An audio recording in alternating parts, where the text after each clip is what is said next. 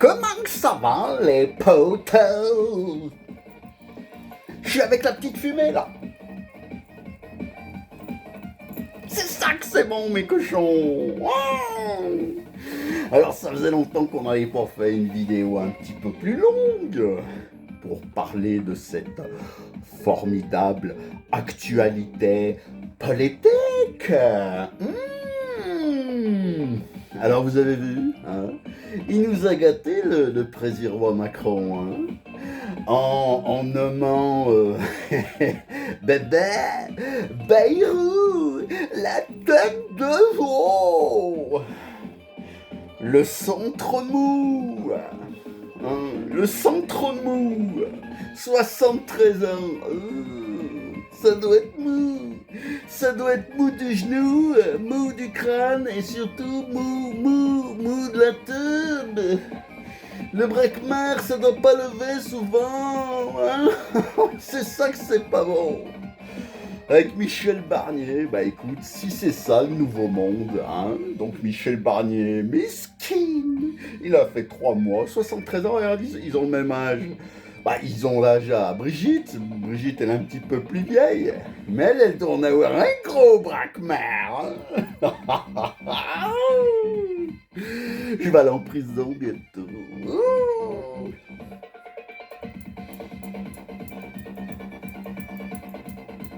Moi, elle me rend dingue. Elle me rend dingue, cette musique. Hein? Ce qui me rend dingue aussi, c'est toutes ces têtes de mort, là.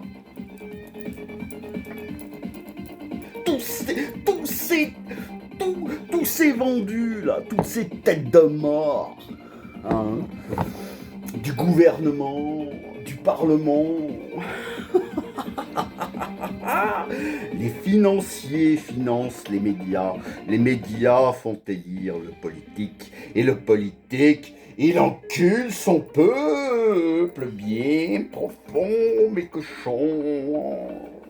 C'est ça que c'est la vérité. Et c'est l'argent qui dirige le monde, c'est l'argent qui dirige la terre. Et qu'on le veuille ou non, on ne peut rien y faire. Oh,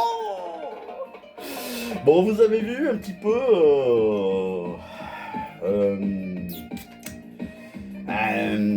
cette inauguration de Notre-Dame de Paris, hein, avec Donald Trump. Make America Great Again. Il y avait même Elon Musk. Oh, donc tu vois, ma théorie se confirme. Les financiers financent les médias font élire le politique. Et le politique, il encule son peuple. Oh. Alors bon, moi je suis pas pro-américain. Je suis pas un Trumpiste, hein, comme on dit. Alors aux États-Unis, ce sont des Trumpistes. Chez nous en France, ce sont les trompettistes. Derrière dans la petite fumée, il y en a un qui joue fort du pipeau, il est génial. Bah nous on a les politiques, c'est tous des trompettistes. Avec leur instrument avant, ils sont bons pour brasser du vent et de la merde. Mais en termes d'efficacité, ça vaut la peau de mes couilles sur ton nez. Oh. Enfin, tout ça pour dire que c'était bien rigolo. Moi, je me suis bien marré. Quand tu voyais tous ces pimpins dans cette église, là, hein, avec tous les membres du gouvernement, ils étaient 3000, hein, ils avaient fait une belle sélection. On a vu Rachida Dati, qui était la petite, là. Elle est plus petite que Sarkozy encore, tu vois. Il y avait le Sarko aussi, il y avait la Rachida. Alors, elle m'a fait rire. Enfin, moi, elle m'a toujours fait rire, parce que il y a quelques années de ça, souvenez-vous, elle avait dit le macronisme est constitué de tous les traîtres de gauche et de tous les traîtres de droite. Ben, bravo, bravo, bravo Rachida. Les traîtres, t'en es une grande toi, traîtresse, hein, avec sa tête en plastique là. Ah, ils étaient tous comme ça. Ah, bah ouais. Lui, il a des couilles, il a la prestance. et il a le pognon. Hein. Lui, il n'a pas besoin de le chercher, le pognon. Le pognon comme vous, bande de crevards. Parce que lui, il est milliardaire avec son pote Elon Musk. Hein. Qui, lui, Elon Musk, est un libertarien. C'est pas un libertin, c'est un libertarien. Et les libertariens, comme tous ces milliardaires des réseaux, ce sont des gens qui pensent que l'État ne sert à rien. Donc t'imagines, hein, c'est comme Zuckerberg, bah lui il est pareil, il pense c'est un libertarien, hein, comme tous ces mecs milliardaires, parce qu'ils pensent qu'ils dirigent le monde.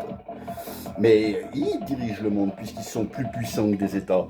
S'il n'y avait pas eu Elon Musk, peut-être, on dit peut-être, que Trump, les Trumpistes et non les trompettistes, n'auraient peut-être pas été réélus. Hein. Après, bon, on ne sait pas, on n'est pas des complotistes ni des conspirationnistes, certainement pas moi. Et il a dit une chose, Donald Trump, il a dit une chose, je ne sais pas si vous avez fait gaffe, mais les médias n'ont pas forcément relevé. Il a dit, alors je ne sais plus si c'était quand il a été reçu à l'Élysée ou j'en sais rien, je me souviens plus, mais il a dit une chose, quand il était à côté de Macron, et il a dit à Macron, quand j'étais président, ça se passait super bien entre nous, on a fait des grandes choses, enfin bon, il se faisait pas mal devant sous la queue.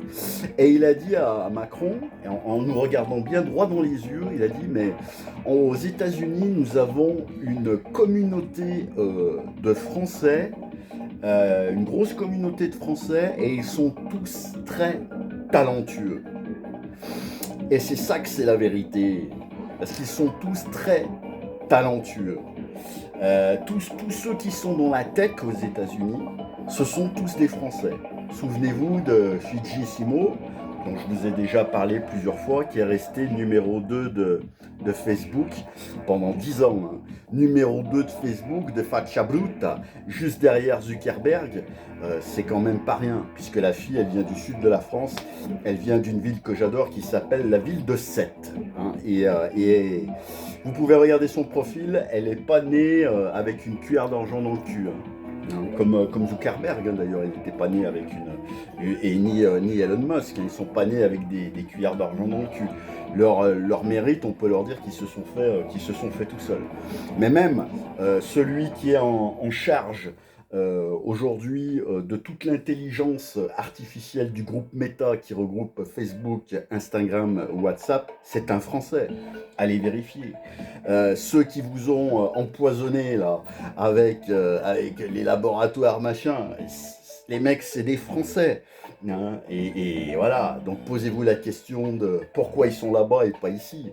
Hein, quand on voit que l'Institut Pasteur n'a pas été capable pendant la période du Covid de faire un vaccin, c'est une honte. Mais enfin, bon, moi la réponse, je l'ai, mais posez-vous les bonnes questions à ceux qui se disent pourquoi on n'arrive à rien. Eh ben parce qu'on n'arrive à rien, parce que les opportunités sont bien plus belles ailleurs. Hein, quand vous avez voyagé un petit peu, moi j'ai eu la chance de voyager au niveau personnel et professionnel. Quand vous avez un petit peu l'œil, vous ne cherchez pas qu'aller vous faire bronzer la tub et de boire des coups, vous regardez un petit peu ce qui se passe, vous le voyez à l'étranger. Hein, comment que ça marche. Hein. Et que là, c'est la suradministration à la française, c'est le millefeuille administratif, tout est sclérosé, et en plus avec des pimpins, hein, la Startup Nation, elle est où Macron? La Startup Nation, tu crois que tu vas nous l'amener avec tes vieux cons, là, tes vieux culs, tes vieux schnocks? C'est ça l'ancien, le nouveau monde? Pauvre abruti, va. Enfin moi je peux plus me les blairer, je peux plus me les sentir, il n'y a plus rien à faire. Que ce soit Barnier, mes couilles sur ton nez, mes couilles sur ton front, ou Bayrou, ou peu importe qui, ça y est, c'est plié les gars. Donc maintenant Macron, il faut que tu partes, il faut que tu dégages le plus vite possible, hein, parce que ça va très très mal se terminer cette histoire. Hein, alors qu'est-ce que je voulais hein alors attendez, que je trouve quelque chose, parce qu'il... attendez, c'est que j'ai... Ah, il est là. Regardez. Alors, vous connaissez l'expression clouer au pilori. Un cloué, il faut tous les clouer au pilori. Alors voilà la taille des clous, mes cochons. Hein, alors attends, tac, je fais un petit regard. Regarde la taille des clous. Moi je pense que c'est la bonne taille, tu vois, pour les clouer. Tous les clouer, tu vois, mais pas que Macron hein, et son gouvernement de pimpin, mais tous ceux qui avaient avant. Hein, on va remonter tous ceux qui sont vivants depuis 50 ans. Hein. Allez, on va dire à partir de Chirac. Voilà, à partir de Chirac, bon, paix à son âme, lui, parce qu'il lui au moins il aimait, on l'appelait le roi feignant, mais il aimait les Français. Hein. Donc tous les clouer au pilori. Hein. Voilà ce qu'il faut faire maintenant. Voilà moi ce que je pense qu'il faut faire, parce que là on n'arrivera à rien. À part se tirer, moi mon passeport il est là, moi ma valise elle est toujours prête à partir avec mon passeport, on ne sait pas ce qui peut se passer là. Ah oui, c'est comme ça qu'il faut faire, c'est comme quand t'attends un gamin, tu sais, tu as toujours ton sac qui est prêt, bah moi ma valise elle est prête. Parce que comme j'ai toujours dit, l'herbe elle est pas plus verte ailleurs, mais parfois elle pousse mieux, hein, parce que là vous avez, ils ont beau dire là ce qu'ils veulent, machin, on est les champions du monde, on a fait reculer le chômage, mes couilles sur ton nez, tout ça. Aujourd'hui il y a entre 400 et 500 entreprises par mois qui déposent le bilan des petites TPE, hein, parce que là c'était bien beau, hein, la Covid, les prêts, les machins, mais il faut les rembourser maintenant, hein, et vu que tout est chargé sur le travail, que vous soyez employé, employeur, machin, la valeur boulot, ils l'ont tué, ça fait 30 piges. 30 piges qu'ils l'ont tué, la valeur travail. Donc voilà, moi comme je vous ai déjà dit plusieurs fois, quand j'avais 20 ans, que je partais, que j'avais mon passeport français, tu vois, que j'avais ça là. J'avais mon passeport français. J'étais fier, tu vois. Je bombais le torse, comme ça, là, dans l'aéroport, tu vois. Aujourd'hui, ferme ta gueule, toi, avec tes conneries, là, qu'est-ce que tu viens nous faire chier. Aujourd'hui, tu pars en voyage et tu dis que t'es français, tu sais, tu regardes tes pompes, hein, tu baisses la tête. Hein. Et surtout dans certains pays, t'as peur de te faire arrêter. Hein. Voilà, puisque même au niveau international, on est zéro, on n'a plus aucune voix, on s'est fait bouffer de partout, on diplomatie partout, on est la risée du monde entier, on est la risée du monde entier, les Français, foda-se, comme ils disent les Portugais.